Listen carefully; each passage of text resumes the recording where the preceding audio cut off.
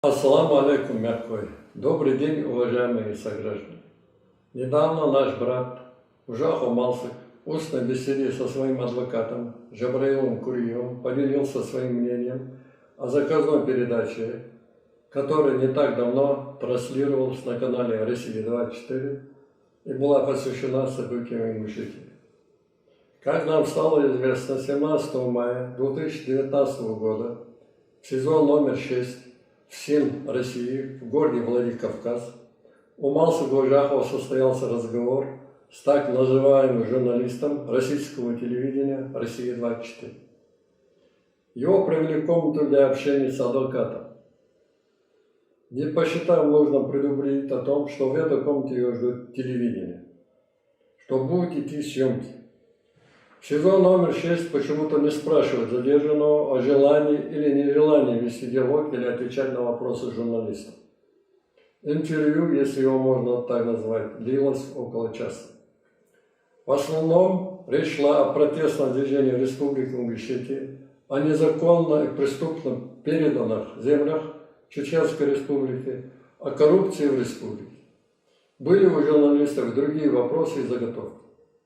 Так, например, на вопрос журналиста, за какое преступление было возбуждено уголовное дело против АО «Панацея», руководителем которого Малсык был до назначения на пост управления Росздравнадзора по Республике Ингушетия. Малсык ответил, никакого уголовного дела против АО «Панацея» за все время его существования не возбуждалось. Второй вопрос журналиста был о том, продолжал ли Малсык оставаться акционером АО «Панацея» при вступлении на должность руководителя управления Росздравнадзора по Республике Ингушетия? На что журналисту был дан ответ. Акционером не являлся. Все акции были проданы третьим лицам, хотя согласно законодательству, при замещении должности государственной службы гражданин может оставаться действующим акционером, передав эти акции в доверительное управление. Минздрав Российской Федерации, Управление Федеральной службы безопасности по Республике Ингушетия и федеральный инспектор, представитель президента России в Ингушетии об этом знали и не видели в этом ничего противоправного, иначе не дали бы добро на назначение Малсыка руководителя управления Федеральной службы.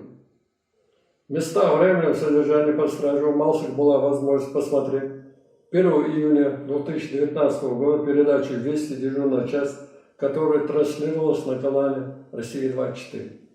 Как вы все знаете, в сюжете речь шла об организованной преступной группе Ингушетии. И кто же эти преступники? Оказывается, это муфти Ингушетии Иса Хамхоев, председатель Совета типа ингушского народа Малсык Ужахов, сопредседатель Всемирного конгресса ингушского народа Ахмед Пагоров и Муса Мальсагов, председатель общественного движения «Опора Ингушетии» Барах Чумурзиев, то есть руководители всех крупных общественных организаций движения Республики Ингушетия, которые по сути своей представляют интересы подавляющего большинства народа Ингушетии, за исключением воров, приспособленцев, окружающих, потагающих региональной власти. В один момент лица, не имеющие криминального прошлого, являющиеся законопослушными гражданами своей страны, объявлены государством преступниками, а обвинения, звучащие с экрана, основаны на придуманных, сфальсифицированным наглым образом истории с подачи местных властей. Необходимо отметить, что АО «Панацея» приостановила свою деятельность 10 лет назад, в 2009 году. Этот факт может подтвердить налоговая служба. С поста руководителя управления Малсык ушел в 2012 году.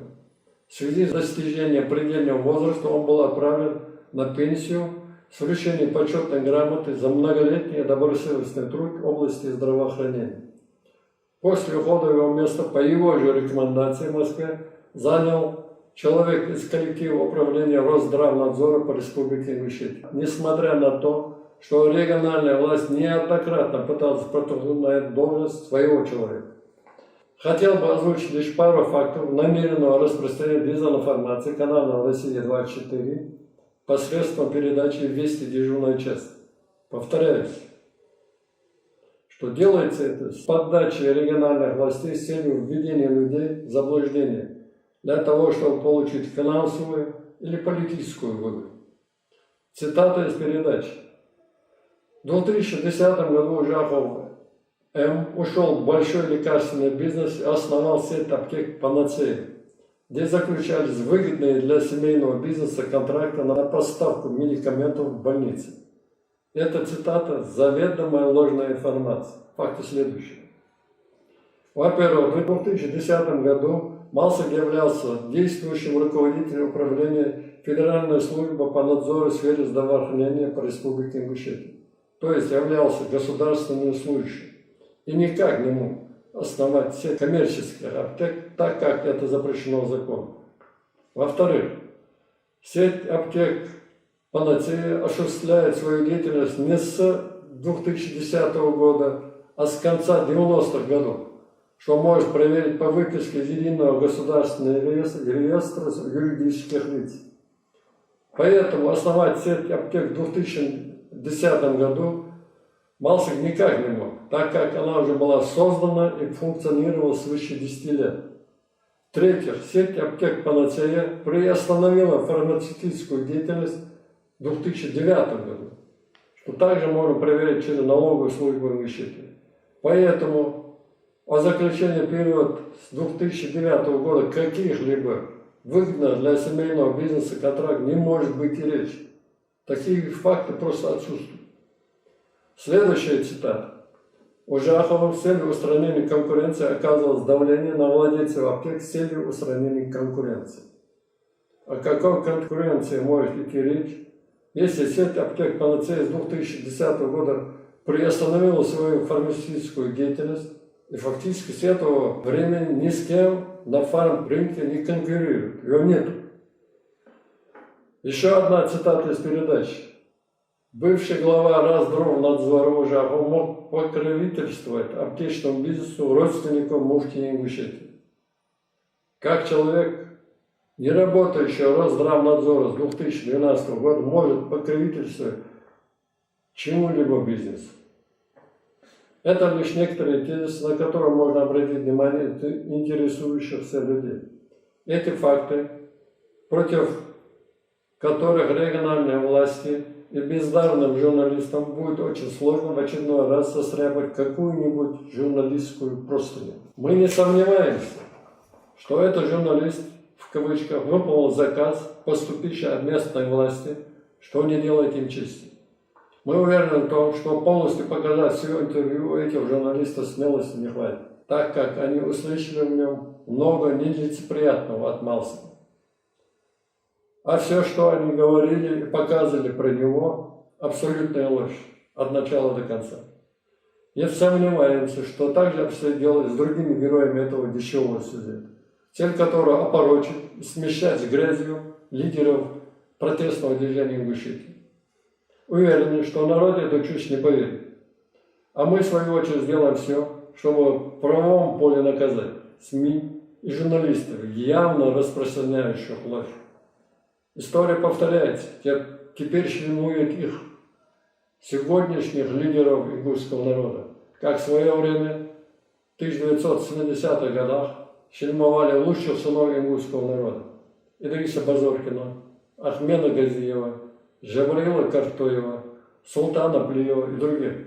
Сегодня их имена называют площади и улицы городов и сел Ингушетии.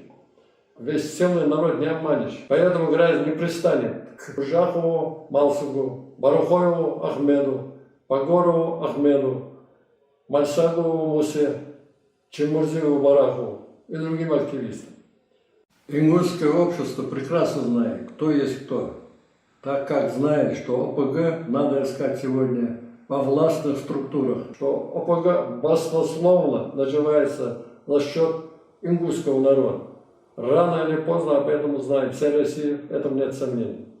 И никакие телепередачи, как федеральные и так региональные, им не помогут. Мы в этом верим. Дал это ли так будет? Дал эту Богу.